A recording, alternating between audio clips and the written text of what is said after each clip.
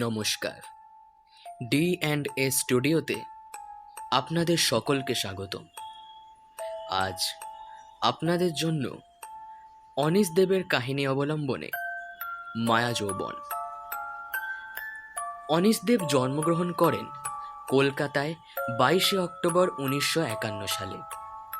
তার লেখার প্রধান বিষয় ছিল গোয়েন্দা রহস্য, থ্রিলার, ভৌতিক অলৌকিক এবং কল্পবিজ্ঞান। এছাড়াও তিনি শারদীয়া কিশোর ভারতীতে ধারাবাহিকভাবে 23 ঘন্টা 60 মিনিট। আজ আমরা শুরু করতে চলেছি অনীশ দেবের বিশেষ গল্প মায়া যৌবন। বছর 20-22-এ যুবকটিকে দেখিয়ে বৃদ্ধ মানুষটি বললেন, ওর আসল নাম প্রতাপ, কিন্তু আমি ওর নাম রেখেছি মৃত্যুঞ্জয়। আমি অবাক হয়ে প্রশ্ন করলাম, কেন? হাসলেন বৃদ্ধ, মজা পাওয়ার হাসি। তারপর মাথার একরাশ সাদা চুলে আয়েশ করে হাত চালিয়ে এপাশ ওপাশ মাথা নাড়লেন।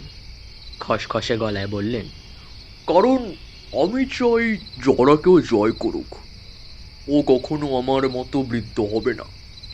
ওর চামড়ায় কখনো ভাঁজ পড়বে না। ওর চুলে কখনো পাকও ধরবে না। ওর শরীর কখনো আমার মতো অকেজো হয়ে পড়বে না।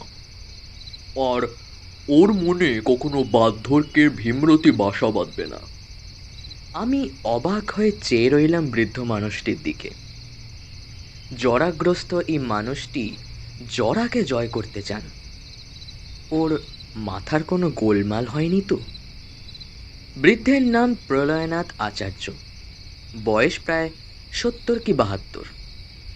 বয়সের তুলনায় স্বাস্থ্য মন্দ না। শক্তপোক্ত লম্বা কাঠামো, চোখে মোটা কালো ফ্রেমের চশমা। চশমার পাওয়ার বোধহয় খুব বেশি হবে, কারণ কাঁচের দিকে তাকালে সাদা সাদা রিংয়ের মতো দাগ দেখা যায়। প্রলয়নাথের মুখের চামড়ায় অসংখ্য ভাঁজ, একই রকম ভাঁজ হাতে আর পিঠেও। বোঝা যায় জরা বেশ ভালো রকমই থাবা বসিয়েছে তাকে। প্রথম পরিচয় পর থেকেই মানুষটার বিচিত্র নাম আমাকে অবাক করেছিল।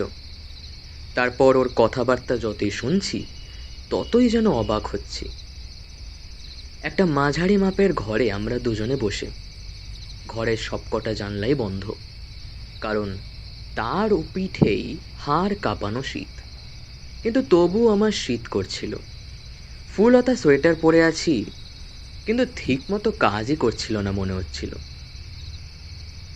আমাদের সামনে কারো কাজ করা শৌখিন চায়ের টেবিল। টেবিলে চায়ের কাপ রাখা। কাপে একটা লম্বা চুমুক দিয়ে প্রলয়নাথ বললেন, জেরোটোলজির নাম শুনেছেন? জড়বিজ্ঞান। মৃত্যুঞ্জয়ের ব্যাপারটা সাকসেসফুল হলে জড়বিজ্ঞানের ইতিহাসে একটা মাইলস্টোন তৈরি হবে। প্রলয়নাথের ঘোলাটে চোখে আলোর ঝিলিক দেখা গেল। ঠোঁটে একবার জিভ বুলিয়ে নিলেন তিনি। তারপর আমার চোখে তাকিয়ে জিজ্ঞেস করলেন, ব্যাপারটা দারুণ হবে, তাই না? আমি বৃদ্ধের মনে আঘাত দিতে চাই না। তাছাড়া আজ কয়েকদিন হলো উনি জোর করেই আমাকে নিয়ে এসেছেন তার বাড়িতে। চা বিস্কুট জলখাবার খাওয়াচ্ছেন, গল্প স্বল্প করছেন। এই আতিথেয় তার প্রতিদান কি ওর স্বপ্ন চুরমার করে দেওয়ার বাস্তবের রূঢ় আঘাত? সুতরাং মিনমিন করে জানালাম, ব্যাপারটা সত্যিই দারুণ হবে। প্রলয়নাথের ব্যাপার কিন্তু তখনও পাথরের মূর্তির মতো ঘরের চৌখাটে দাঁড়িয়ে। মাথায় ঝাঁকড়া চুল, পুরো গোঁফ, ফর্সা রং রোদে পুড়ে টামাটে হয়ে গেছে। নিষ্পাপ সরল মুখে প্রাণবন্ত দুটি চোখ যেন কথা বলে। প্রতাপের মুখ দেখে মনে হচ্ছিল আমাদের কথাবার্তা ও ঠিকমতো বুঝতে পারছে না। শুধু প্রলয়নাথ ডেকেছেন বলে ও বাড়ির অন্দর থেকে যান্ত্রিকভাবে এসে হাজির হয়েছে। প্রলয়নাথ ওকে ডেকেছিলেন প্রতাপ বলে। সেই সম্বোধন আর ওর হাবভাব মিলিয়ে আমার সন্দেহ হয়েছিল প্রতাপ বোধহয় স্থানীয় রাজপুত। এখন বৃদ্ধের কথায় বোঝা গেল সন্দেহটা সত্যি। মোহনবাবু, খসখসে গলায় আমার নাম উচ্চারণ করলেন প্রলয়নাথ।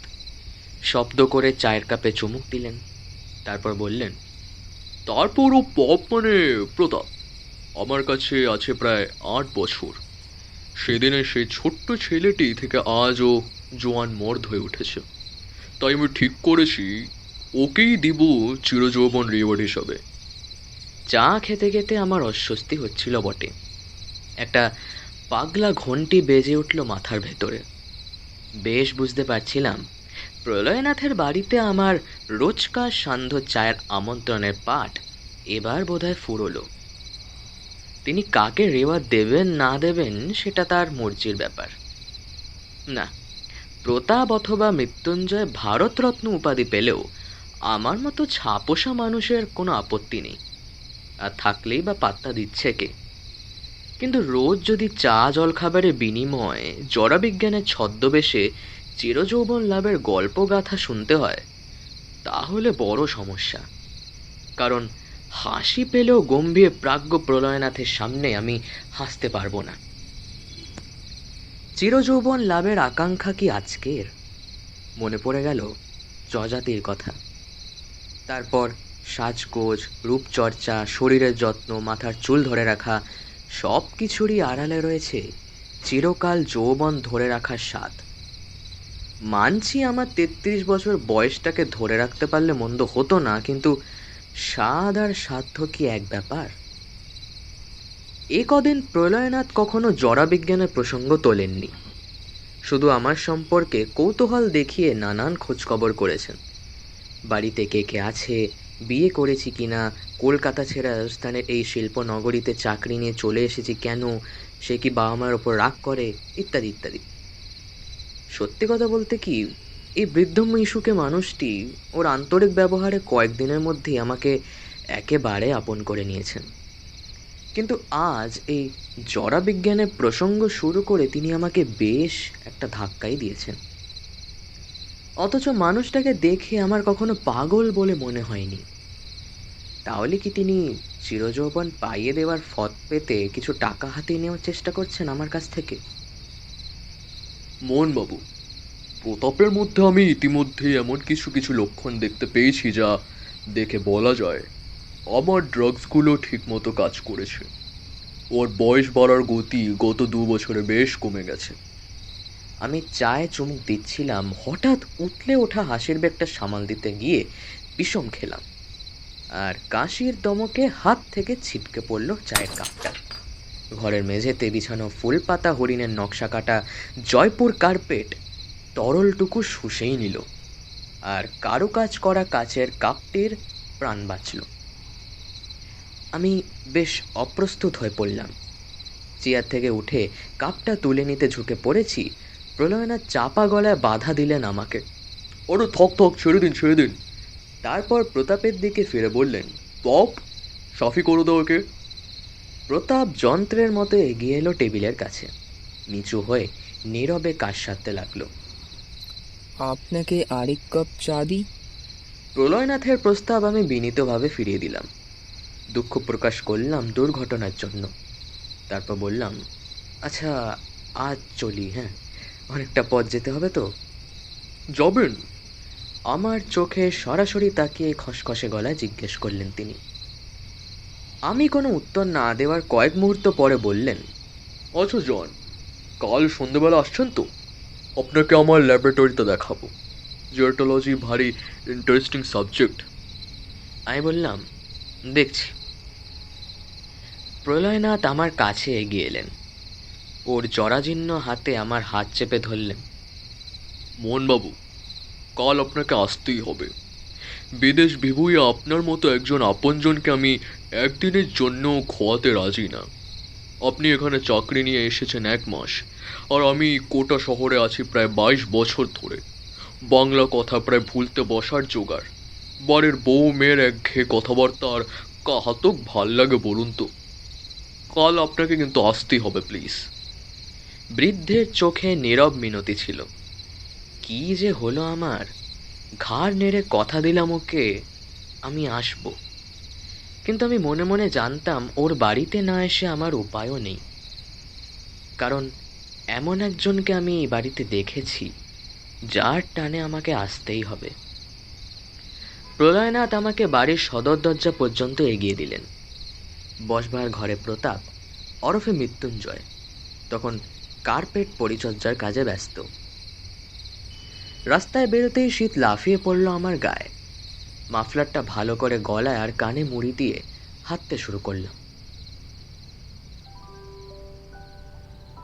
রাজস্থানের কোটা থার্মাল পাওয়ার স্টেশনে চাকরি নিয়ে আমি এসেছি প্রায় 1 মাস। চাকরি না পাল্টালে বাকি জীবনটা বোধহয় এখানেই কাটাতে হবে। কলকাতায় পিছুটান বলতে বাবা মা, ছোট ভাই আর ব্যর্থ প্রেমের স্মৃতি। হয়তো পুরনো কথা ভুলতে চাই বলেই একরকম জেদ করে এই চাকরি নিয়ে আমি কলকাতা ছেড়েছি। ছোট ভাই ভালোই চাকরি করে, সুতরাং সচ্ছলভাবে মা বাবার দিন কেটে যাবে। আমি নতুন জায়গায় এসে নতুন মানুষজন আর প্রকৃতির সঙ্গে মেলামেশা করছি যাতে কলকাতার কথা বেশি মনে না পড়ে, কিন্তু সেটা হয়ে উঠছে কই। দুঃখ ভুলতে এত কষ্ট হয় কেন কে জানে। থাকার জন্য আমাকে আপাতত একটা ছোট কোয়ার্টার দেওয়া হয়েছে। দিনের বেলা ক্যান্টিনে খাওয়া দাওয়া সারি, আর রাতে ডিম সেদ্ধ, আলু ভাজা আর 2 মুঠো ভাত ফুটিয়ে ম্যানেজ করি। রান্নার অভ্যাস কোনো কালেই ছিল না, সুতরাং সে যে কি মর্মান্তিক অগ্নি পরীক্ষা তা শুধু আমিই জানি। আমার হাতে পায়ে নানান ফোস্কার দাগ তার জ্বলন্ত প্রমাণ। একদিন বিরক্ত হয়ে মুড়ি, পাউরুটি কিংবা বিস্কুট খেয়ে শুয়ে পড়ি, সঙ্গে ঢকঢক করে 2 গ্লাস জল। তবে কষ্ট যতই হোক, মনে মনে প্রতিজ্ঞা করেছি কলকাতায় সহজে ফিরছি না। ভোরবেলা আমি চম্বল নদীর তীরে বেড়াতে যাই।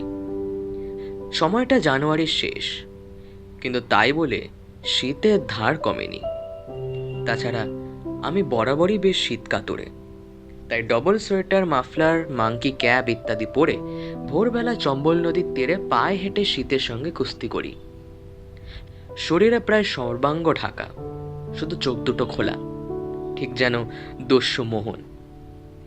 এইরকম সাজে রোজ পায়চারি করি আর রং বেরঙের পাখি দেখি। ওদের পালকগুলো যেন ঈশ্বর এঁকে দিয়েছেন রামধনু রং তুলে দিয়ে। নদীর জল, আকাশ আর পাখি আমাকে চুম্বকের মতো টানতে থাকে। বুঝতে পারি প্রকৃতির টান এড়ানো কি কঠিন জিনিস। এইরকম এক সকালে তখন সবে সূর্য উঠেছে, সোনালি রং ঝিলিক মারছে চম্বলের জলে। পেছন থেকে কে যেন ডেকে উঠল, বাঙালি নাকি? বেশ অবাক হলাম। শুধুমাত্র চোখ দেখে বাঙালি বলে চিনতে পারে এমন প্রতিভাবান মানুষটি কে? চোখ ফিরিয়ে দেখি সুঠাম চেহারার এক বৃদ্ধ। পরে জানলাম তার নাম প্রলয়নাথ আচার্য। 20 বছরের ওপর কোটায় আছেন।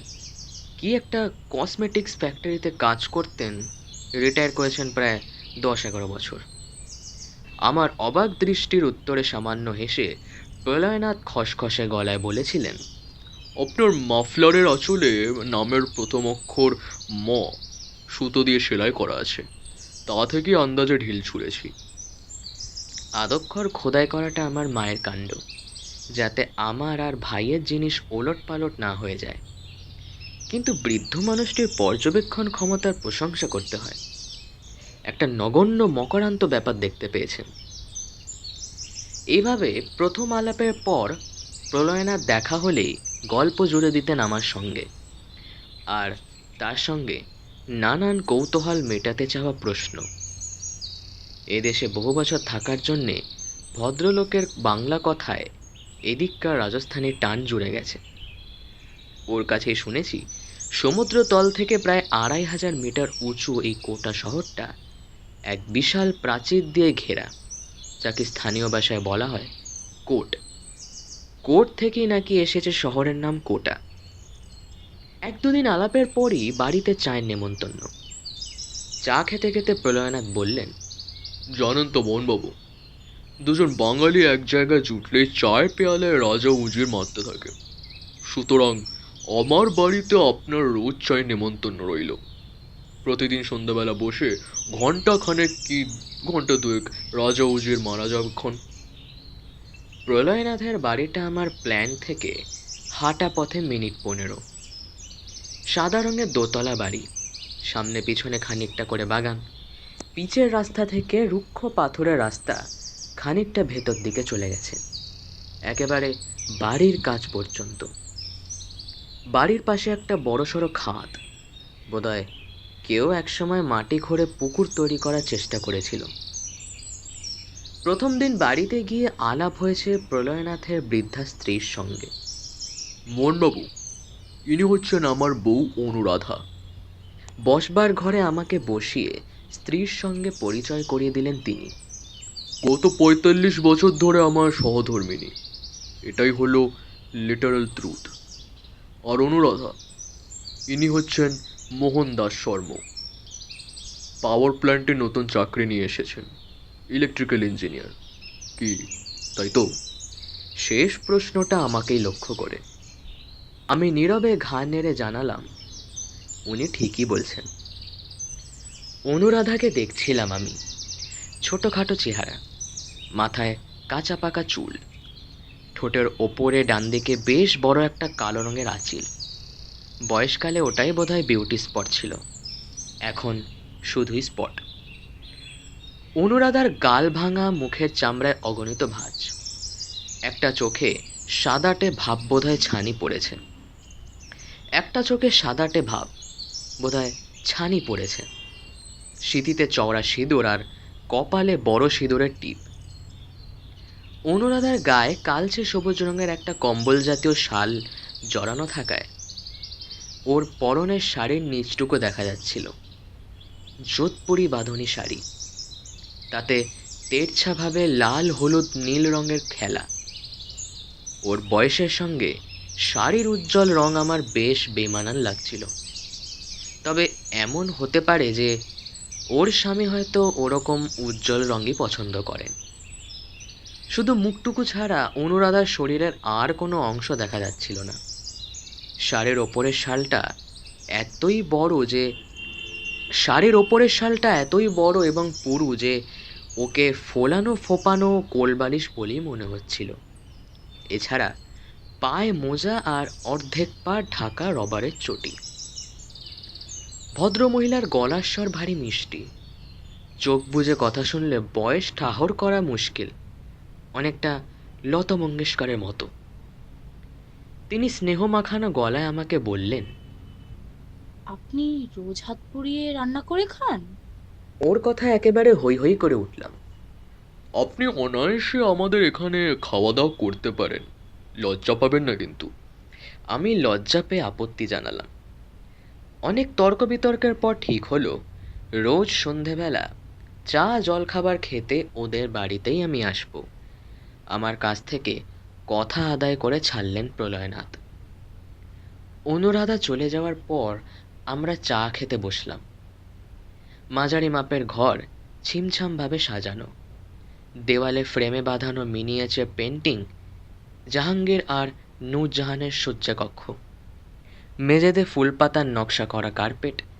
ঘরের একপাশে দুটো খাটো টুল, কাঠের ফ্রেমে চামড়া দিয়ে বাঁধানো।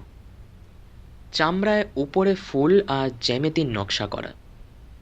ঘরের একদিকে দেয়ালে রাধাকৃষ্ণের ফটো বাঁধানো, সেখানে দুটো ধূপকাঠি জ্বলছে। ধূপের উগ্র গন্ধ ছেয়ে গেছে ঘরের বাতাবরণে। প্রলয়নাথের অনুমতি নিয়ে আমি একটা সিগারেট ধরালাম। তিনি বললেন, আমি একসময় খুব সিগারেট খেতাম, বুকে কষ্ট হয় বলে ছেড়ে দিয়েছি। তাছাড়া সিগারেট খেলে বয়সটা তাড়াতাড়ি বেড়ে যেতে চায়। আপনি পারলে এই বদ নেশাটা ছেড়ে দেবেন। কথায় কথায় প্রলয়নাথ বলেছিলেন বিজ্ঞানের নানা বিষয় নিয়ে ওর আগ্রহ আছে, কিন্তু জেরোটোলজির কথা স্পষ্ট করে বলেননি। মনে পড়েছে প্রতাপ সম্পর্কে তিনি সেদিন মাত্র একটা দুটো কথা বলেছিলেন। প্রতাপ চৌহান, বন্দির ছেলে। 8 বছর আগে দশেরার মেলায় কিভাবে কোটায় চলে আসে, তারপর আত্মীয় স্বজন কাউকে আর খুঁজে পায়নি, সোজা কথা একা হয়ে যায়। তখন প্রলয়নাথ ওকে আশ্রয় দেন। সেই থেকে এখানেই বড় হয়েছে ছেলেটা। ওদের কাছ থেকে মোটামুটি বাংলা শিখে গেছে। প্রতাপ তখন বাড়িতে ছিল না, কী সব জিনিসপত্র কিনতে বাজারে গেছে। না, তখনও মৃত্যুঞ্জয় বা জেরোটোলজির প্রসঙ্গ ওঠেনি। উঠলে সেদিন থেকেই আমি সতর্ক হতাম। প্রলয়নাথ চোখ থেকে চশমা খুলে চশমার কাঁচ পুছে নিলেন। তারপর চশমা চোখে দিয়ে তীব্র দৃষ্টিতে তাকালেন আমার দিকে। বললেন, মোহনবাবু, আপনি অলৌকিক বিশ্বাস করেন? আমি সিগারেটে টান দিয়ে অনেকক্ষণ ধোঁয়া ছাড়লাম। সর্বনাশ, এই বুঝি শুরু হলো কোটার ভূতের গল্প। মনে যাই ভাবি, মুখে কৌতূহল ফুটিয়ে জিজ্ঞেস করলাম, ভূত প্রেতের ব্যাপার নাকি? তিনি ইতস্তত করে বললেন, না, ঠিক সেরকম না। এমন ব্যাপার যেটা সহজে বিশ্বাস হওয়ার নয়, অথচ সত্যি ঘটনা। আমার মতো অতিথির পক্ষে বেশি তর্ক বিতর্কে যাওয়াটা অশোভন, তাই মিনমিন করে বলেছি, সত্যি হলে বিশ্বাস না করো, উপায়টা কি? মাথা নিচু করে ঘাড় নেড়েছিলেন প্রলয়নাথ, তবে ও বিষয়ে আর কথা বাড়াননি। পরে টুকিটাকি কাজে অনুরাধা ঘরে এসেছেন। যেমন চুপচাপ এসেছেন, তেমনই চুপচাপ চলেও গেছেন। কিন্তু প্রলয়নাথের মেয়েকে একটিবারের জন্য দেখিনি। জানি এই কৌতূহল হয়তো বয়সের দোষ, কিন্তু স্বীকার করছি মেয়েটিকে আমার দেখতে ইচ্ছা করছিল। তাই উঠে আসার আগে বৃদ্ধ মানুষটিকে সে কথা জিজ্ঞেস করলাম। সামান্য চমকে উঠে তিনি বলে উঠলেন, কে, সুপ্রিয়া? ও হয়তো ভেতরে ঘরে পড়াশোনা নিয়ে মেতে উঠেছে। ভীষণ একচোরা, কারোর সামনে বেরোতে চায় না। অবাক হলেও আর কোনো কথা বলিনি, কিন্তু কৌতূহলটা আমার থেকেই গিয়েছিল। আমি চলে আসার আগে প্রলয়নাথ আরও একবার প্রতাপের কথা তুললেন। এলোমেলোভাবে যা বললেন তার স্পষ্ট কোনো অর্থ আমার মাথায় ঢুকল না। ওর কথা শুনলে সবাই একেবারে চমকে যাবে। ভীষণ বাধ্য ছেলে, আমাকে খুব মানে। ওকে নিয়ে আমার অনেক আশা আছে। বৃদ্ধের প্রলাপ ভেবে সেদিনকার কথাগুলো আমি উড়িয়ে দিয়েছিলাম, কিন্তু আজ বুঝতে পারছি সেদিন প্রলয়নাথ ঠিক কি বলতে চেয়েছিলেন। কি সেই অলৌকিক ব্যাপারটা, আর প্রতাপের কথা শুনলে সবাই কেন চমকে যাবে। অর্থাৎ জরা বিজ্ঞান। কসমেটিক্স কোম্পানিতে বিজ্ঞানীর চাকরি করা প্রলয়নাথ হয়তো নিজেকে বার্ধক্য মেনে নিতে পারলেন না, তাই নিজের পছন্দসই গবেষণায় নেমে পড়েছেন। আর হাতের কাছে ভোলা ভালা রাজপুত ছেলেটিকে পেয়ে তার উপরেই যত পরীক্ষা নিরীক্ষা ফলাচ্ছেন। কিন্তু প্রতাপের পর দ্বিতীয় মৃত্যুঞ্জয় হিসেবে তিনি কি আমাকে টার্গেট করছেন? সেই জন্যে কি খোঁজ খবর নিচ্ছিলেন আমার বাড়িতে আর কে কে আছে, কলকাতায় সেরকম কেন পিছুটান আছে কিনা, তারপর বয়সের ব্যাপারটা। কোয়ার্টারে ফেরার পর একটা অদ্ভুত ভয় আমাকে জড়িয়ে ধরল। জরাকে আমি ভয় পাই ঠিকই, সব মানুষই জরাকে ভয় পায়, কিন্তু জরা কি মোটর গাড়ি নাকি যে যখন খুশি প্রলয়নাথ তার ব্রেক কষে গতি কমিয়ে দেবেন? প্রতাপের বেলায় উনি নাকি সেটা করতে পেরেছেন। কোনোদিন হয়তো বলে বসবেন তিনি ব্রেক কষে গাড়ি একেবারে থামিয়ে দিয়েছেন, প্রতাপের বয়স আর বাড়বেই না।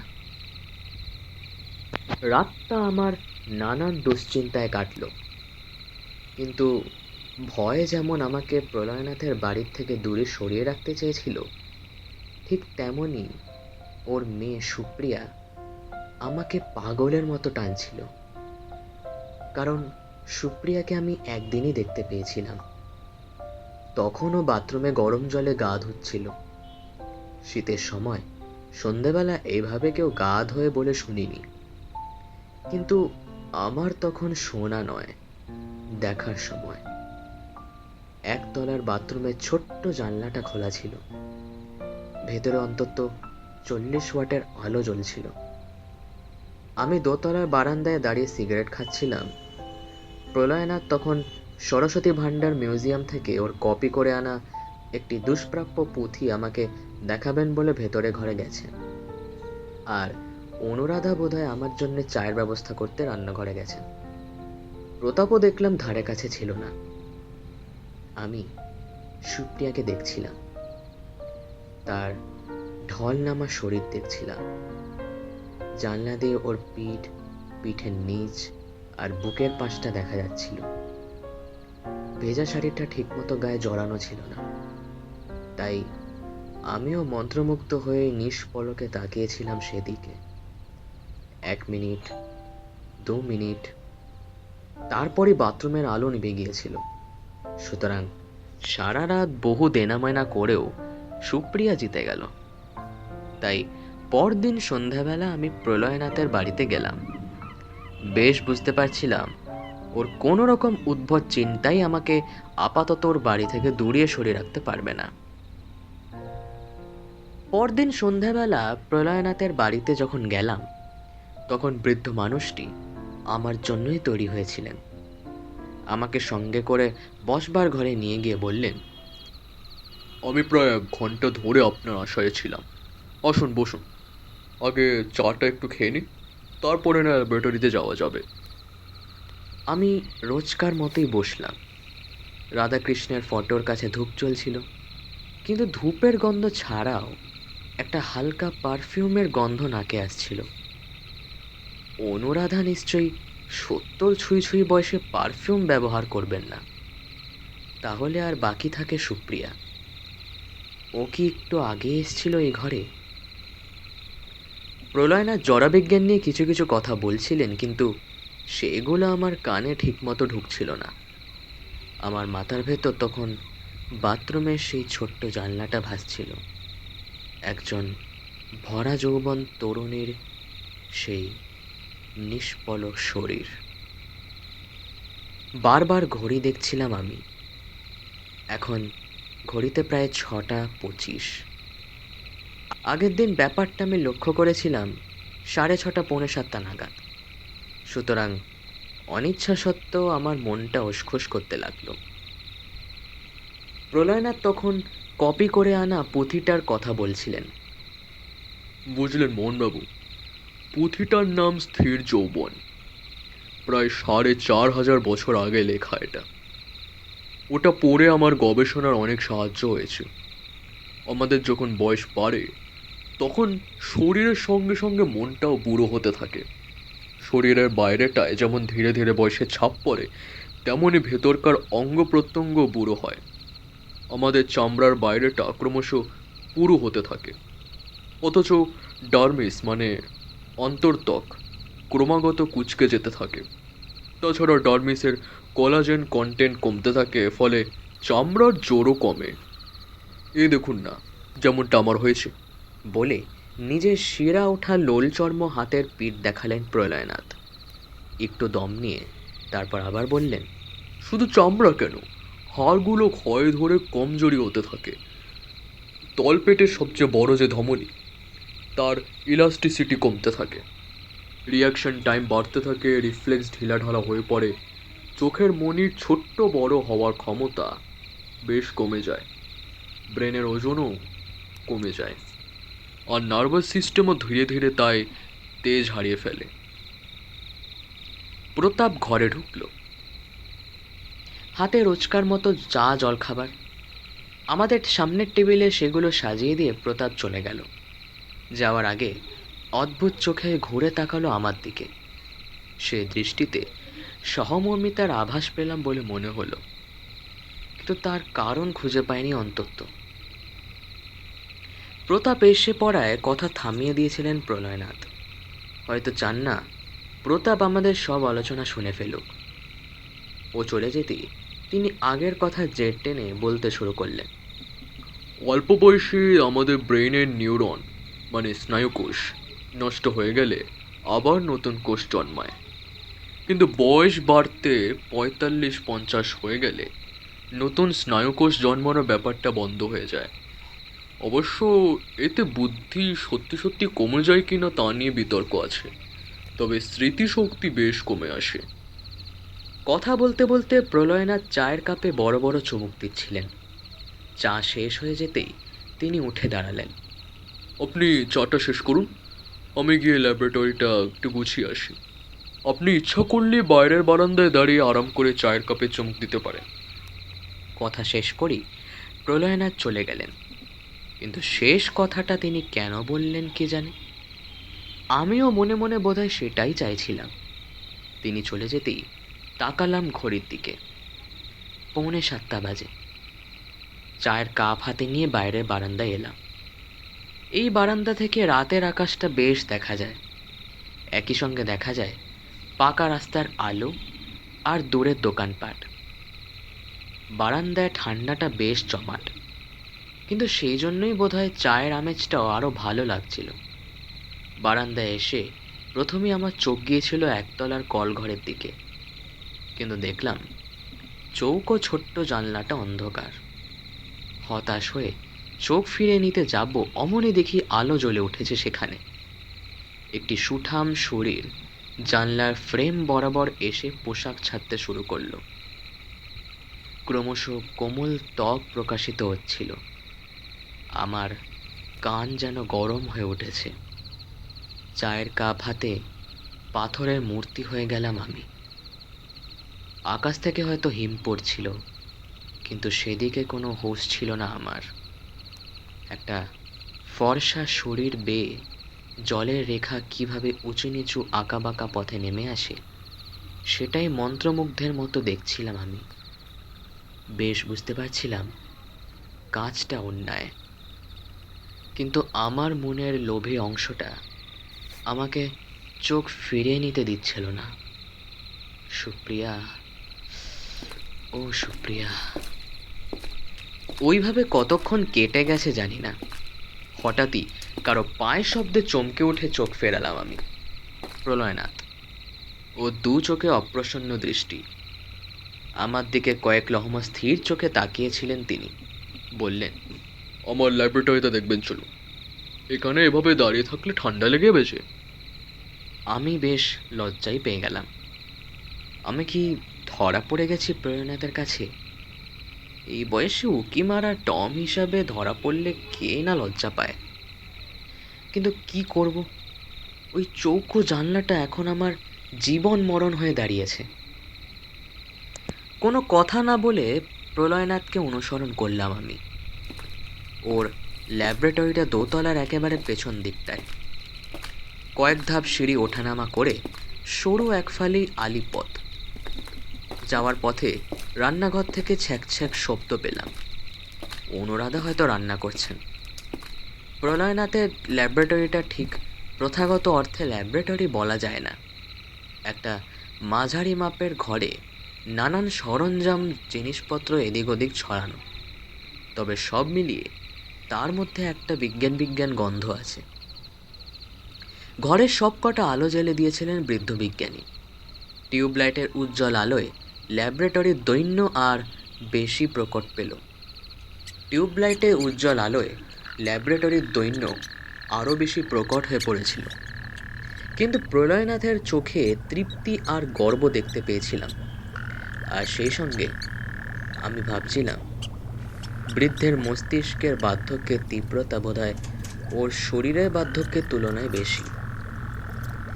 এক পলক নজর বুলিয়ে ঘরে যা যা আমার চোখে পড়ল সেগুলো হলো বিশাল কাচের বাক্সে ঢাকা কয়েকটা চারা গাছ, তার মধ্যে বনসাইও আছে, বেশ কয়েকটা শিশি বোতল আর টেস্ট টিউব, একটা কেরোসিন স্টোভ, প্রচুর বইপত্র আর কাগজ কোণের একটা টেবিল উই করা, 3টে ছোট ছোট খাঁচায় সাদা ইঁদুর আর গিনিপিগ।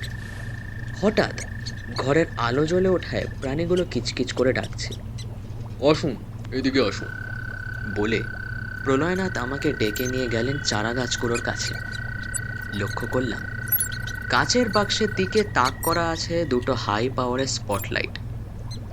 প্রলয়নাথ বললেন, মোহনবাবু, আপনি তো জানেন গাছও বড় হয় বুড়ো হয়, তাই প্রথম দিকটায় আমি গাছের এজিং প্রসেস স্টাডি করেছিলাম। এই কাচের বাক্সটা হলো আমার মিনিয়েচার গ্রিন হাউস, আর ওই স্পটলাইট হলো সূর্যের আলোর বিকল্প। দিনে 8-10 ঘন্টা করে এগুলো জেলে রাখি। ওদের ব্যাপারটা স্টাডি করে কি দেখলেন? আমার মধ্যে কৌতূহল ধীরে ধীরে মাথা চড়া দিচ্ছিল। দেখ, সামান্য হাসলেন তিনি। মাথার সাদা চুলে হাত চালিয়ে বললেন, আচার্য জগদীশচন্দ্র বসু ঠিকই বলেছেন, গাছের অনেক কিছুই মানুষের মতো। দেখুন, বয়স বাড়ার সঙ্গে সঙ্গে ওদের রিয়াকশন টাইম বেড়ে যায়। মানে ধরুন আপনাকে কেউ পেছন থেকে টাচ করে ডাকলো, সেই স্পর্শ পেয়ে আপনি নিশ্চয়ই সেদিকে ঘুরে তাকাবেন। এটাই হচ্ছে আপনার রিয়াকশন। বয়স বেড়ে ওঠার সঙ্গে সঙ্গে স্পর্শের অনুভূতি পেয়ে ঘুরে তাকাতে আমাদের বেশি সময় লাগে। রিফ্লেক্সের ব্যাপারটা একই রকম। বয়স বেড়ে গেলে ক্রিকেটার, ফুটবলার বা টেনিস খেলোয়াড়ের সবারই রিফ্লেক্স কমে আসে। এমন সময় দরজার কাছ থেকে প্রতাপ ডাকলো। হাতে একটা বড় প্লেট, তাতে অনেকগুলো পেঁয়াজি অথবা ফুলকপির বড়া। অনুরাধার সব দিকে নজর থাকে, জানে যে ল্যাব দেখতে বেশ সময় লাগবে, তাই খাবার পাঠিয়ে দিয়েছেন। নিন মোহনবাবু, খেয়ে দেখুন। প্রতাপের হাত থেকে প্লেটটা নিয়ে একটা টেবিলে রাখলেন প্রলয়নাথ। প্রতাপ চলে যেতেই আমাকে বললেন, নিন মোহনবাবু, খেয়ে দেখুন কেমন হয়েছে। সত্যিই খিদে পেয়েছিল, তাই সৌজন্যের লজ্জা না দেখিয়ে একটা বড়া তুলে নিলাম। যা ভেবেছিলাম তাই, ফুলকপির বড়া। তবে তার মধ্যে নানান মশলা দিয়ে অনুরাধা তাকে আরও সুস্বাদু করে তুলেছেন। প্রলয়নাথ একটা বড়া মুখে দিয়ে চিবোতে চিবোতে বললেন, ওই বয়সে ওইসব বেশি সহ্য হয় না, আবার লোভও সারতে পারি না। ওরা তো সবসময় আমার খেয়াল রাখে।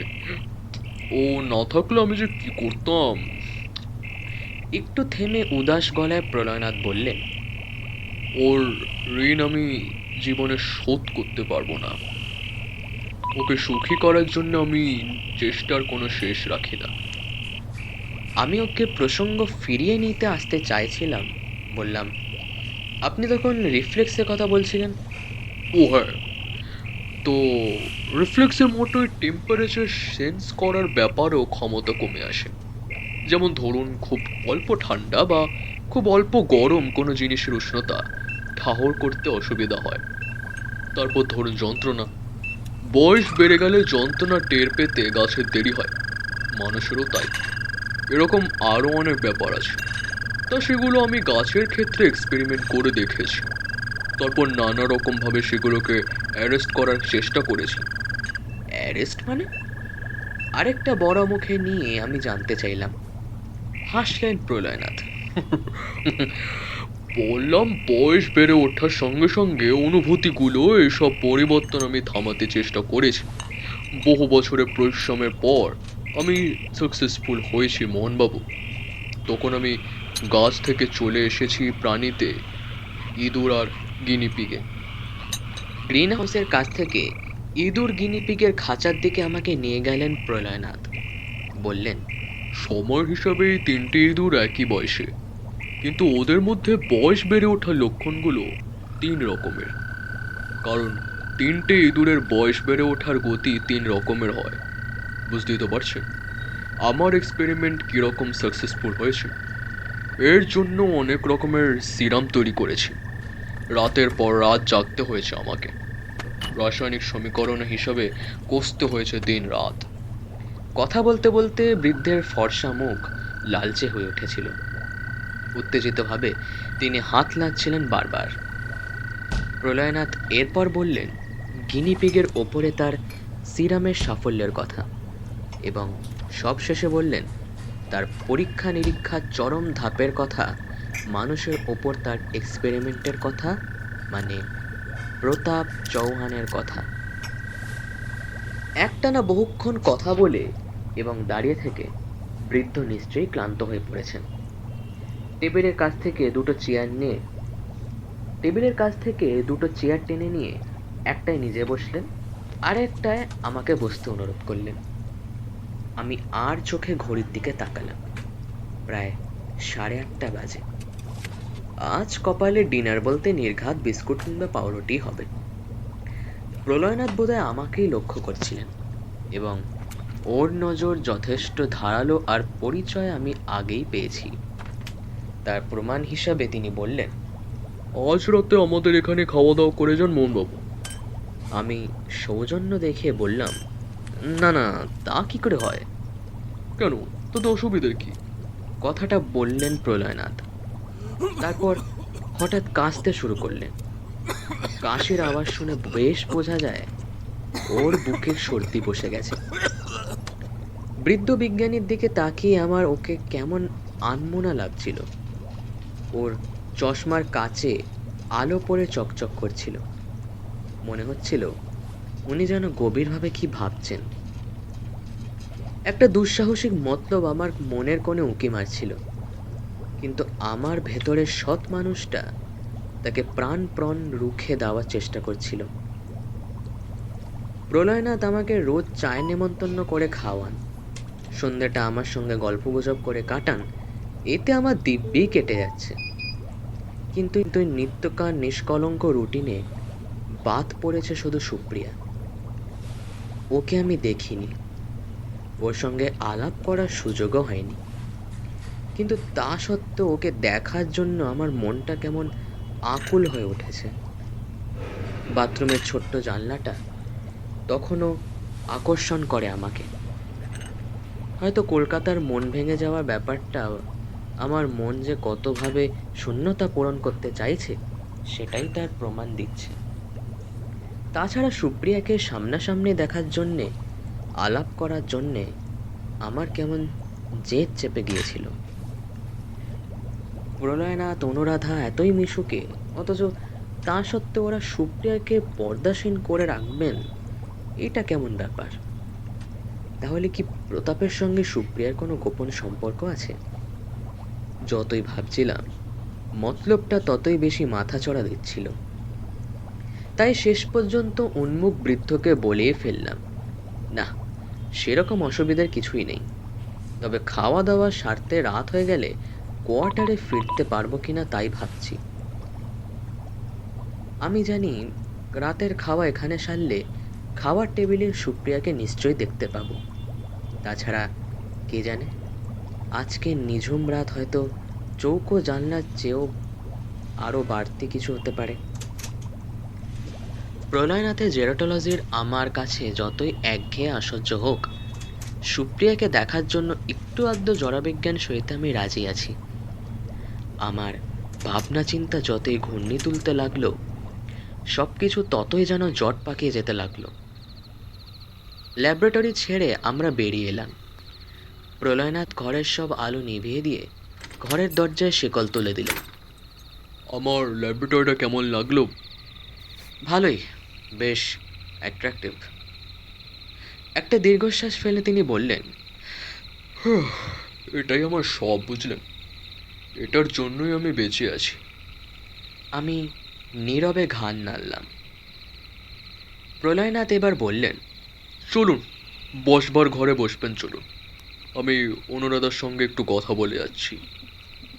অলিপথ বরাবর হাতের ইশারা করে আমাকে এগোতে বললেন তিনি। আমি আধো আধারি পথ ধরে রওনা হলাম। রাতের সঙ্গে সঙ্গে ঠান্ডাও যে বাড়ছে সেটা এখন টের পেলাম। হাতে হাত ঘষে মুখ দিয়ে নিঃশ্বাস ছাড়লাম আমি। রান্নাঘরের দিক থেকে ঠিকরে আসা আলোয় দেখলাম নিঃশ্বাসের বাষ্প জমাট বেঁধে ধোঁয়াটে দেখাচ্ছে। নানান চিন্তা মাথায় নিয়ে এক পা করে এগোচ্ছিলাম আমি। আমাকে কি রাতে থেকে যেতে বলবেন প্রণয়নাথ?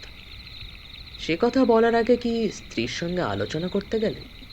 কে জানে, হঠাৎই মিহি ফিসফিসে স্বরে কেউ আমার নাম ধরে ডেকে উঠল। মোহনবাবু। চমকে উঠলাম, ফিরে তাকালাম শব্দের উৎস লক্ষ্য করে। অলিপথের বাদিকে সিমেন্টের জাফরি করা একটা দেওয়াল, তার ওপাশটা অন্ধকার, কিন্তু জাফরির ফাঁকফোকর দিয়ে একটা অবয়বের আঁচ পাওয়া যাচ্ছে। অবয়বটা যে কোনো মহিলার সেটা মেয়েলি কণ্ঠস্বর শুনে বেশ বুঝতে পেরেছি, কিন্তু কে সে মেয়েটা? আমার নীরব প্রশ্ন সে বোধহয় ষষ্ঠ ইন্দ্রিয় দিয়ে টের পেল, তাই হয়তো মিষ্টি গলায় আমাকে বলল, আমি সুপ্রিয়া। বুকের ভেতরে ঘোর দৌড় শুরু হয়ে গেল পলকে। কেন জানি না, হাত পা কাঁপতে শুরু করলো আমার। আপনি আপনি সামনে আসুন, আপনি সামনে আসুন, কাঁপা কাঁপা গলায় অনুনয় করে উঠলাম আমি। চেনা পারফিউমের গন্ধ আমার নাকে এসে ঝাপটা মারল। আমি কারোর সামনে যাই না। একটা একটা অ্যাক্সিডেন্টে আমার আমার বুক পুড়ে গেছে। রান্না করার সময় স্টোভ বাস্ট করেছিল। আশ্চর্য, এই দুর্ঘটনার কথা তো প্রলয়নাথ কখনো বলেননি আমাকে। সুপ্রিয়ার কথা শুনে আমার মনটা খুব বিষণ্ণ হয়ে গেল, কিন্তু বুঝতে পারছিলাম ওর প্রতি অলৌকিক একটা টান ক্রমে ভয়ঙ্কর চেহারা নিচ্ছে। আপনাকে আমি আড়াল থেকে দেখেছি মোহনবাবু। আপনার সঙ্গে গল্প করতে ভীষণ ইচ্ছে করে। আমার হাত পা তখনও কাঁপছিল, বুঝতে পারছিলাম না কি বলবো, কি বলা উচিত। সুপ্রিয়া, কাপা স্বরে ওর নামটা বেরিয়ে এলো আমার মুখ থেকে। এই প্রথম কোনো যুবকের মুখে আমার নাম শুনলাম। আমার মনে হচ্ছিল এখনই ছুটে যায় জাফরির ওপাশে। তারপর সুপ্রিয়া, আবার ওর নাম ধরে ফিসফিস করে ডেকে উঠলাম আমি। কিছুটা দূরে কাশির শব্দ শুনলাম, বোধহয় প্রলয়নাথ আসছেন। জাফরের ওপাশে সুপ্রিয়ার অবয়ব চকিতে অদৃশ্য হয়ে গেল, কিন্তু পারফিউমের হালকা গন্ধটা ভারী বাতাসে অলসভাবে ভেসে রইল। আমি তৎপর হয়ে বসবার ঘরের দিকটায় হাঁটা দিলাম। পেছনে পায়ের শব্দ এবার শোনা যাচ্ছিল, এবং একটু পরেই প্রলয়নাথ ঘরে ঢুকে ঘোষণা করলেন, আপনি রাতে খাওয়া দাওয়া করে এখানে থেকে যান মোহনবাবু। কাল সকালে চা খেয়ে একেবারে কোয়ার্টারে ফিরবেন, তাতে আপনার মর্নিং ওয়াকটাও হয়ে যাবে। কম্বল মুড়ি দিয়ে আরামের বিছানায় শুয়েছিলাম বটেই, কিন্তু আমার চোখে এক ফোঁটা ঘুম নেই। নানান চিন্তা, নানান কল্পনা বেপরোয়াভাবে আমাকে ঘাই মারছিল ভেতরে। সুপ্রিয়া কখন আলাপ করতে আসবে? কতক্ষণ ধরে চলবে সে আলাপটা? আলাপের পর কি হবে? যতই ভাবছিলাম সেসব কথা, ততই মনে পড়ছিল সুপ্রিয়া সেই কথাগুলো। দুর্ঘটনা হয়তো ওর মুখের সৌন্দর্য কেড়ে নিয়েছে, কিন্তু ওর অন্যান্য সৌন্দর্য কেড়ে নিতে পারেনি। রাতে খাবার টেবিলে ছিলাম আমরা দুজন, প্রলয়নাথ আর আমি। অনুরাধা আমাদের খেতে দিচ্ছিলেন। প্রতাপ ওকে থালা, বাটি, গ্লাস এগিয়ে দিয়ে সাহায্য করছিল। যথারীতি সুপ্রিয়ার দেখা মেলেনি। খেতে খেতে আমি জিজ্ঞেস করলাম, আচ্ছা, সুপ্রিয়া খেতে আসবে না? অনুরাধা আমাকে ডাল দিচ্ছিলেন। হঠাৎই থেমে গেলেন, তাকালেন স্বামীর মুখের দিকে। হয়তো ভাবছিলাম এই বোধহয় সুপ্রিয়ার অ্যাক্সিডেন্টের ব্যাপারটা প্রলয়নাথ আমাকে বলে দেবেন। কিন্তু প্রলয়নাথ চশমার ভেতর থেকে স্থির শান্ত চোখে অনুরাধাকে একবার দেখলেন, তারপর আমাকে বললেন, আপনাকে তো আগেই বলেছি যে সুপ্রিয়া একা একা থাকতে ভালোবাসে। ওর চোখে একটু প্রবলেম আছে কি না, তাই আলোতে ও একেবারে আসতে পারে না। আমি বৃদ্ধের কথা এমনভাবে শুনছিলাম যেন টিভিতে খবর শুনছি। সত্যি অদ্ভুত, একটা মিথ্যে কথা ঢাকতে গিয়ে প্রলয়নাথকে কত মিথ্যে কথাই না বলতে হচ্ছে। সত্যি সত্যি কি হয়েছে সুপ্রিয়ার? স্টোভ ফেটে অ্যাক্সিডেন্ট, নাকি ওর চোখে সত্যিই কোনো প্রবলেম আছে?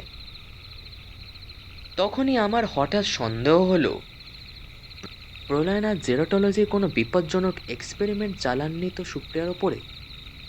তারই প্রকোপে হয়তো মেয়েটার মুখ পুড়ে গেছে। এখন বাবার লজ্জা ঢাকতে অপরিচিত অতিথিকে ও বলে ওর স্টোভ অ্যাক্সিডেন্ট হয়েছে, এমন কোনো ব্যাপার। আমার সব কেমন গুলিয়ে যাচ্ছিল। লক্ষ্য করছিলাম অনুরাধা বারবার চোরা চাউনিতে আমাকে দেখছেন, জারিপ করার চেষ্টা করছেন যেন। আর প্রতাপ, সেই তখন থেকে দেখছি মৃত্যুঞ্জয় প্রতাপ কেমন অদ্ভুত অপছন্দের চোখে আমার দিকে তাকিয়ে। অথচ একই সঙ্গে মনে হয় ও যেন কিছু বলতে চায় আমাকে। অনেকক্ষণ ধরে ও আমার আশেপাশে ঘুরঘুর করছে, যেন কিছু বলার জন্য সুযোগ খুঁজছে। খাওয়ার টেবিলে বসে প্রলয়নাথের পরিবারকে আমার কেন জানি ভীষণ রহস্যময় মনে হচ্ছিল। অনেক গোপন রহস্য আমার থেকে লুকিয়ে রাখার চেষ্টা করছে তারা। খাওয়া দাওয়ার শেষে অনুরাধা আমাকে বৃদ্ধ প্রলয়নাথের একটা লুঙ্গি ধার দিয়েছিলেন। তারপর আমাকে শোয়ার ঘর দেখিয়ে দিয়েছেন। ঘরটা একতলায়। বাড়ির পেছন দিকে সরু মাপের একটা সিঁড়ি আছে। সেই সিঁড়ি দিয়ে নেমে গেলে ছোট্ট মতো উঠোন। উঠোনের একদিকে কলতলা, আর একদিকে 3টে ঘর ও একটা সামান্য বড়, অন্য দুটো ছোট। বড় ঘরটায় আমার শোয়ার ব্যবস্থা হয়েছিল। পরে জেনেছি শেষে ছোট্ট ঘরটায় প্রতাপ থাকে। ঘরের সব ব্যবস্থাই ছিমছাম। বাঁদিকে দেওয়ালে নকশা ছাপা পর্দা টাঙানো, ডান দিকে একপাশে ছোট্টখাটো বিছানা পাতানো, বিছানার ওপরে লাল খয়েরি আর সাদা ছিটে দেওয়া প্রিন্টেড বেড কভার। বিছানার পাশে মেঝেতে রাখা আছে জলের জগ আর গ্লাস। আমাকে ঘরে পৌঁছে দিয়ে অনুরাধা নিঃশব্দে চলে গেছিলেন। আমি ঘড়ি দেখলাম, প্রায় 10টা বাজে। এখানকার হিসাবে গভীর রাত, সুতরাং জামা কাপড় ছেড়ে লুঙ্গি পরে বিছানায় কম্বল মুড়ি দিয়ে বসে পড়েছি। দিনের শেষ সিগারেট আরাম করে শেষ করে তারপর বেড সুইচ টিপে আলো নিভিয়ে দিয়েছি। অন্ধকারে কম্বল মুড়ি দিয়ে শুয়ে পড়লাম বটে, কিন্তু কিছুতেই ঘুম এলো না। নানান ছবি একের পর এক ভেসে উঠতে লাগলো মনের পর্দায়। একই সঙ্গে জড়া বিজ্ঞানের নিয়ম মেনে রাতের বয়স আরও বাড়তে শুরু করলো। হঠাৎই দরজায় টোকা মারার শব্দ। আমার বুকের ভেতরে একটা বিশাল পাথর যেন আচমকা টাল খেয়ে গেল। নিশ্চয়ই সুপ্রিয়া এসেছে। এতক্ষণ পর্যন্ত এক মুহূর্তের জন্য এই মেয়েটার চিন্তা আমার মন ছেড়ে যায়নি। কম্বল গায়ে জড়িয়ে নিয়ে চটপট নেমে পড়লাম বিছানা ছেড়ে। কিন্তু সত্যি সুপ্রিয়া এসেছে তো? আমি দরজার কাছে গিয়ে চাপা গলায় জিজ্ঞেস করলাম, কে? আমি সুপ্রিয়া। শাল মুড়ি দেওয়া ছায়া রমণী ঢুকে পড়ল ঘরে। আমি চেনা পারফিউমের গন্ধ পেলাম। নেশাগ্রস্তের মতো ওকে ধরতে গেলাম, কিন্তু ও চকিতে সরে গেল অন্ধকারে। আমি দরজায় খিল তুলে দিলাম। তারপর অন্ধকারে হাতড়ে হাতড়ে মেয়েটাকে খুঁজতে লাগলাম। সে এক রোমাঞ্চকর বিচিত্র লুকোচুরি খেলা। অন্ধকারে কিছুই দেখতে পাচ্ছিলাম না, ফলে অন্ধের মতো ঘুরে বেড়াচ্ছিলাম ঘরের চারদিকে। হঠাৎই যেন ওর শালের প্রান্ত আমার হাতে ছুঁয়ে গেল, কিন্তু তারপরে সব শূন্য। হঠাৎই ও ডেকে উঠল, বোন, আমি এখানে বিছানায়। আমার বুকের ভেতরে অন্যরকম আগুন জ্বলে উঠল। একটা তীব্র আকাঙ্ক্ষা আমাকে উড়িয়ে নিয়ে গেল বিছানার দিকে। যখন ওকে ছুঁলাম, তখন আমার আঙুলের ডগা থেকে কাঁধ পর্যন্ত যেন বিদ্যুৎ খেলে গেল। সুপ্রিয়া, সুপ্রিয়া। কম্বল মুড়ি দিয়ে আমরা দুজনে তখন কাছাকাছি চলে এসেছি। ন্যায় অন্যায়, ধর্ম অধর্ম সব মুছে গেছে আমার মন থেকে। সুপ্রিয়াই তখন একমাত্র সত্যি, আর সব মিথ্যে। শীতের মধ্যে সব পোশাক খুলে ফেলতে বেশ সময় লাগলো আমাদের। তারপর আমি পাগলের মতো আঁকড়ে ধরলাম ওর যৌবন। আমার মাথার ভেতরে শিরা দপদপ করছে। রক্ত কণিকাদের পাগল করা দৌড় শুরু হয়ে গেছে প্রতিটা ধমনীতে। সুপ্রিয়ার শরীর যে কোনো পুরুষকে স্তম্ভিত করে দেওয়ার মতো যথেষ্ট। মাখনের মতো মোলায়েম, মার্বেলের পাথরের মতো মসৃণ, আর ভরা দিঘির মতো টইটুম্বর। ভালোবাসার সময় ও মুখটা সরিয়ে রাখছিল আমার দিক থেকে। হয়তো দুর্ঘটনার পর থেকেই ওর মুখ স্পর্শকাতর, সেই জন্যেই ওকে একটিও চুমু খেতে পারছিলাম না। কিন্তু তাছাড়া আর সব কিছুই করতে পারছিলাম। আমাদের ঠোঁট চিরে অর্থহীন শব্দের টুকরো বেরোচ্ছিল। শরীর উদ্দাম ঝড়ে আমরা জগৎ সংসার ভুলে গিয়েছিলাম। চরম মুহূর্তে সুপ্রিয়া চাপা চিৎকার করে আমাকে আঁচড়ে কামড়ে একেবারে শেষ করে দিল। আমার মুখ দিয়েও চাপা গঙ্গানি বেরিয়ে এসেছিল। আর সেই সময়কার উত্তাল জোয়ারে আমাদের মধ্যে কোনো নিয়ম, কোনো প্রতিরোধ কিছুই কাজ করছিল না। হঠাৎই আমার ঠোঁট চলে গেল সুপ্রিয়ার গালে, আর সঙ্গে সঙ্গে একটা বরফের স্রোত নেমে গেছে আমার সিতারা বেয়ে। খাটটা দুলে উঠেছে অন্ধকারে, হাত পা পাথর হয়ে গেছে চোখের পলকে। আর তখনই অন্ধকার ঘরে শুনতে পেলাম কাশির শব্দ। এই শব্দ আমার খুব চেনা। হৃৎপিণ্ড লাফিয়ে উঠল বুকের ভেতর, আর একই সঙ্গে আমার হাত চলে গেল বেড সুইচের দিকে। দু একবার দপদপ করে জ্বলে উঠল টিউবলাইট। তখন আমি প্রলয়নাথকে দেখতে পেলাম অনুরাধাকেও, আর একই সঙ্গে সুপ্রিয়াকেও। অনুরাধা শুয়ে আছেন আমার বিছানায়, চোখে মুখে অপরাধ বোধের ছাপ। কিন্তু কিন্তু এ কোন অনুরাধা? এ কি স্বপ্ন না সত্যি? অন্ধকারে সুপ্রিয়াকে আদর করার সময় আমার ঠোঁট স্পর্শ করছিল অনুরাধার আঁচিল, ওর ওর এককালের বিউটি স্পট।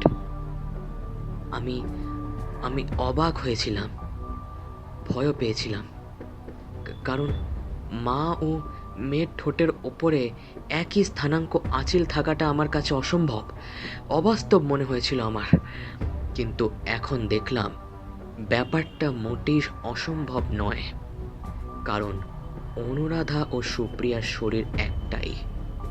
যে অনুরাধাকে আমি আগে দেখেছি, এখন ওকে নগ্ন অবস্থায় দেখে বুঝলাম আমার এতদিনের দেখাটা অসম্পূর্ণ ছিল।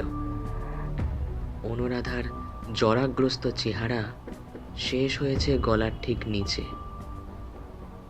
তারপর থেকে শুরু হয়েছে জরাহীন দুরন্ত যৌবন।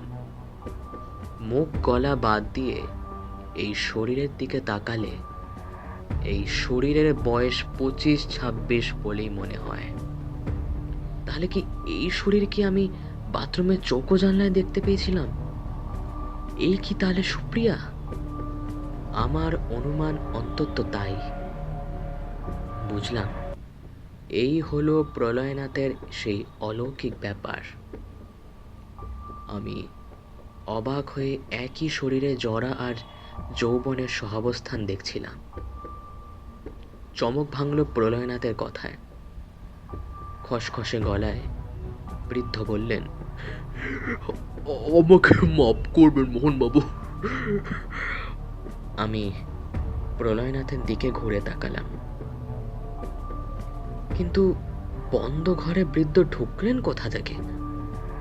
খেয়াল করে দেখি ঘরের সামনের দেওয়ালে পর্দা খানিকটা সরানো, আর সেই পর্দার পেছনে চোখ পড়েছে একটা ছোট্ট দরজা। প্রলয়নাথের হাতে চশমা জাতীয় একটা বিদঘুটেও যন্ত্র ছিল। সেটার দিকে তাকিয়ে আমি গোটা ব্যাপারটা আঁচ করার চেষ্টা করছিলাম, কিন্তু কিছুতেই কুল পাচ্ছিলাম না। বুঝতে পারছিলাম না এখন আমার করা উচিতটা কি। আমি কি প্রাণ ভরে ভর্ৎসনা করবো এই দম্পতিকে, কাল সকালে ব্যাপারটা নিয়ে কি শোরগোল তুলব? প্রলয়নাথ একটা মোড়া টেনে নিয়ে বিছানার কাছে এসে বসলেন। ওর বলি রেখাময় মুখে বিষণ্ণতার ছায়া। মাথা হেট করে কিছুক্ষণ চুপচাপ বসে রইলেন তিনি। আমি এর মধ্যে পোশাক পরে নিচ্ছিলাম। অনুরাধাও দেখলাম শাড়ি জামা কাপড় শাল গায়ে জড়িয়ে নিচ্ছেন। ধীরে ধীরে সুপ্রিয়া ঢাকা পড়ে যাচ্ছিল। অবশেষে পড়ে রইল এক 65-70 বছরের মহিলা, যার মাথায় কাঁচা পাকা চুল, গাল ভাঙা, মুখের চামড়ায় অগণিত ভাঁজ আর একটা চোখে ছানি পড়েছে। কি বলবে, এই মহিলার শরীরে বাঁধা পড়েছে অবিশ্বাস্য দুকুল ছাপানো যৌবন। তাকিয়ে দেখে প্রলয়নাথ মুখ তুলেছেন। চশমার কাচের মধ্যে গিয়ে দেখতে পাচ্ছিলাম ওর চোখে জল সূক্ষ্ম ধারায় সেই অশ্রু গড়িয়েছে নাকের পাশ দিয়ে। মোহনবাবু, আপনার কাছে আর লুকিয়ে রাখতে পারছি না। আপনাকে আপনাকে সব খুলেই বলছি। প্রলয়নাথ খসখসে ধরা গলায় বলতে শুরু করলেন তার আসল ঘটনাটা। সুপ্রিয়া, মানে সত্যি আমাদের একটা মেয়ে ছিল। মাত্র 4 বছর বয়সে স্কুটার অ্যাক্সিডেন্টে ও মারা যায়। সেই প্রায় 35 বছর হলো। তবে তার সঙ্গে আমার জেরোটোলজির এক্সপেরিমেন্টের কোনো সম্পর্ক নেই, বিশ্বাস করুন।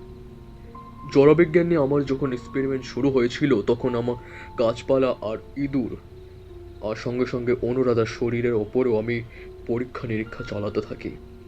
তবে অবশ্যই অনুরাধার অনুমতি নিয়েই। অনুরাধা আমাকে এত ভালোবাসে যে কখনো আমার কোনো সাধে বাদ পড়েনি। তাছাড়া পুটুন মানে সুপ্রিয়া মারা যাওয়ার পর আমরা দুজনই বেঁচে থাকার কোনো মানে খুঁজে পাচ্ছিলাম না। তখন জড়বিজ্ঞানের গবেষণা আমাকে আমাকে বাঁচিয়ে তুলেছিল, বিশ্বাস করুন। আর অনুরাধাও তাতে সায় দিয়েছিল।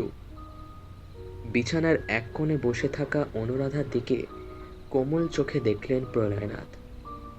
তারপর ধরা গলায় বললেন, ও ওর ওর ওপর দিয়ে যে কত ঝড় ঝাপটা গেছে, তার মধ্যে সবচেয়ে বড় ঝড় হচ্ছে আমার আমার তৈরি কাউন্টার এজিং সিরাম। এই সিরাম বয়স বেড়ে যাওয়ার ব্যাপারটাকে বাধা দেয়, কিন্তু সিরামে মনের মতো কাজ হলো না। অনুরাধার শরীরে সর্বত্র আমি এই সিরাম নিয়ম করে ইনজেক্ট করতাম, আর 7-10 দিন পর পর অনুরাধার শরীর খুঁটিয়ে লক্ষ্য করতাম, কিন্তু গোলমালটা একটু টের পাইনি। সেটা টের পেলাম বছর 10 পর। দেখলাম ওর মাথার গলা বাদে সিরামটা কাজ করেছে সব জায়গাতে, কিন্তু তখনও থামার উপায় নাই, আর ফেরারও পথ ছিল না আমার। অনুরাধার শরীরের ভেতরে কোনো কোনো অংশে বয়স ঠিক মতোই বাড়তে লাগলো, কিন্তু শরীরের বাইরে গলা থেকে পা পর্যন্ত 30-এর যৌবনটা একই থেকে গেছিল।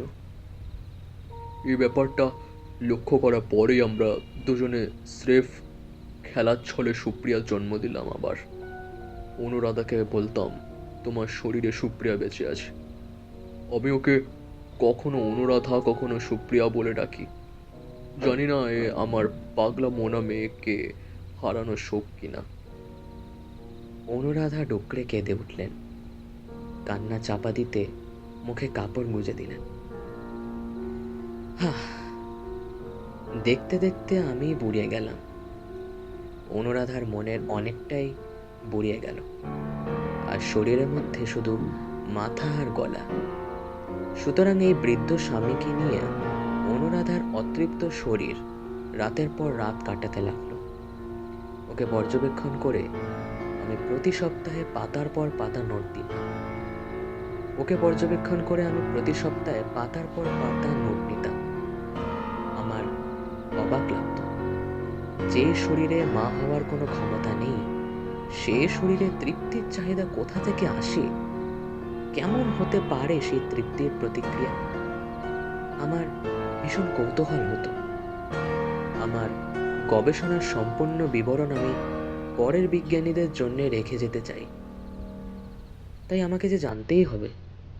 হাত মুঠো করে বিছানায় ঠুকলেন প্রলয়নাথ। ওর উত্তেজনায় লালচে মুখ সত্যসন্ধানী বিজ্ঞানীর জেদ।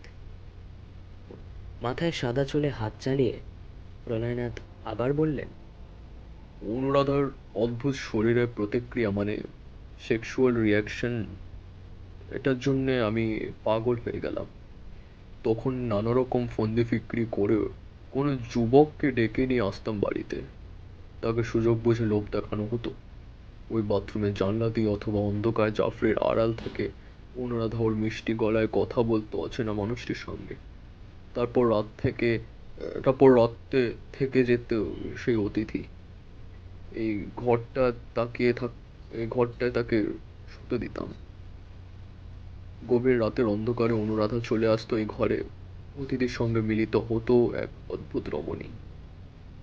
একটা দীর্ঘশ্বাস ছাড়লেন প্রলয়নাথ। মাথা নাড়লেন এপাশ ওপাশ।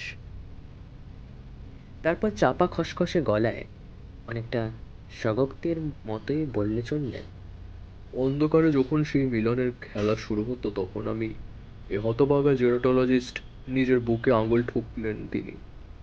ও ওই লুকোনো দরজা দিয়ে পর্দা সরিয়ে ঢুকে পড়তাম এই ঘরটায়। তারপর অন্ধকারে ওই চশমাটা চোখ থেকে সরিয়ে দুটো শরীরের প্রতি খুঁটিনাটির প্রতিক্রিয়া করতাম। তারপর সেই সব তথ্য টুকে রাখতাম গবেষণা খাতায়। হাতের চশমাটা আমাকে দেখালেন প্রলয়নাথ। ক্লান্ত স্বরে বললেন, এটার নাম সুপারস্কোপ। অন্ধকারে দেখার চশমা। এটা নিয়ে ইনফ্রারেড আলো দেখতে পাওয়া যায়, ফলে ছবিগুলো অন্যরকমই দেখায়। স্বাভাবিক রঙিন ছবির মতো নয়, কিন্তু তাতে আমার বৈজ্ঞানিক বিশ্লেষণের কোনো রকম অসুবিধা হয় না। মোহনবাবু, এইসব যা যা আমরা করতাম আপনার সঙ্গেও ঠিক তাই করেছি। আপনি আপনি দয়া করে এই বুড়ো বুড়িকে মাফ করবেন।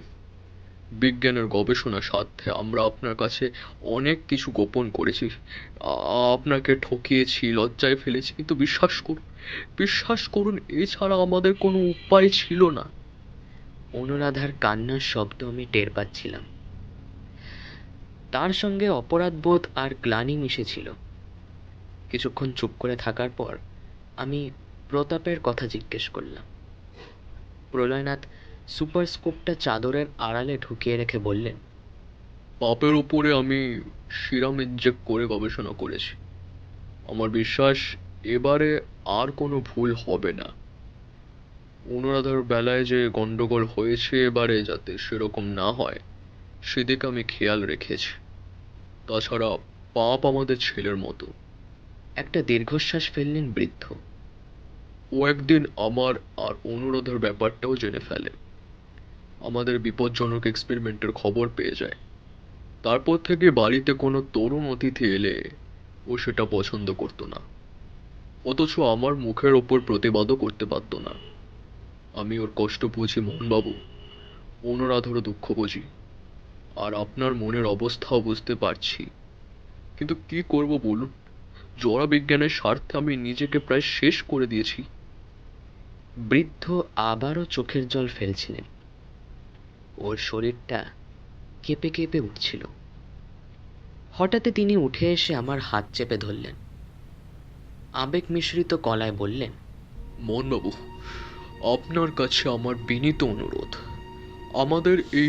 আমাদের এই রিসার্চের কথা আপনি কাউকে বলবেন না। কথা দিন, প্লিজ প্লিজ মোহনবাবু, কথা দিন। আমি সেদিন কথা দিয়েছিলাম। সেই বৃদ্ধ আর বৃদ্ধা সেদিন আমার মাথায় হাত রেখে আশীর্বাদ করেছিলেন, এবং সেই বিচিত্র রজনীতে আমি ঈশ্বরের কাছে মনে মনে প্রার্থনা করেছিলাম প্রলয়নাথের অলৌকিক গবেষণা সফল হোক।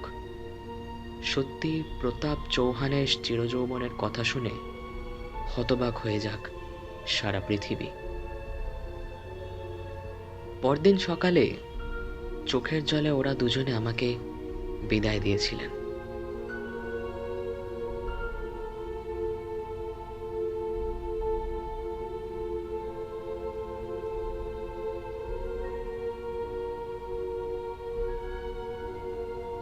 শেষ হলো আজকের আমাদের গল্প অনিশ দেবের কাহিনী মায়া যৌবন। কতকের ভূমিকা এবং প্রলয়নাথ আমি সুদীপ, অনুরাধা তিয়াশা, সুপ্রিয়া রূপসা এবং প্রতাপ রজত। সাউন্ড মিক্সিং এবং পোস্টার ডিজাইনে টিম D&A স্টুডিও। পরবর্তী গল্প নিয়ে আমরা আবার ফিরে আসব D&A স্টুডিওতে। সবাই ভালো থাকবেন। শুভরাত্রি।